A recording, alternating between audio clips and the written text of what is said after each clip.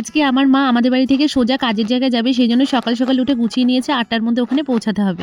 আর এদিকে দেখো মিষ্টি ঘুম থেকে উঠে মন খারাপ করে দাঁড়িয়ে আছে দিদান চলে যাবে বলে। আর এদিকে আমার শাশুড়ি মা ছুটে ছুটে যাচ্ছে প্রসাদ আনতে।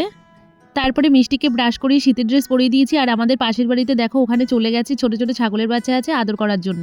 মিষ্টির বাবা গোছাচ্ছে মাকে রাস্তা অব্দি দিয়ে আসবে বলে, আর আমি এদিকে দেখো ছাগলগুলো বার করে নিচ্ছি। আগের ব্লগে তোমাদের বলেছিলাম যে আমার বাড়ি থেকে ভেবেছিলাম মাকে পুরো ট্রিটমেন্ট করে পাঠাবো, কিন্তু সেটা হলো না। মার কাজের জায়গা থেকে ফোন চলে এসেছে, ওই জন্য মাকে চলে যেতে হচ্ছে। মিষ্টি দিদানকে একটু আদর করে দিল, তারপরে মিষ্টির বাবা আমার মাকে নিয়ে চলে গেল। এগুলো সব গোবরের ঘুটে, কি সুন্দর দেখতে লাগছে না। তারপরে সোজা চলে গেলাম কলপারে। কলপারে কাপড় ভিজিয়ে রেখেছি, বাসনও রয়েছে, ওগুলো মেজে নেবো একেবারে। স্নান করার সময় ঠাকুর ঘরটাও লেপা হয়ে গেছে। আর এদিকে দেখো মিষ্টির বাবা শিঙি মাছ নিচ্ছে। অন্য সময় মা বাড়ি গেলে মিষ্টি প্রচন্ড মন খারাপ করে, কিন্তু আজকে ওই পুচকে বাচ্চাটাকে পেয়েছে আর ওই ছাগলের বাচ্চাগুলোর সঙ্গে খেলা করছিল বলে এদিকে অতটা গুরুত্ব করেনি, তবুও মন খারাপ করছিল। তারপরে একটু আদর করে দিয়ে তাড়াতাড়ি করে চলে গেছিল।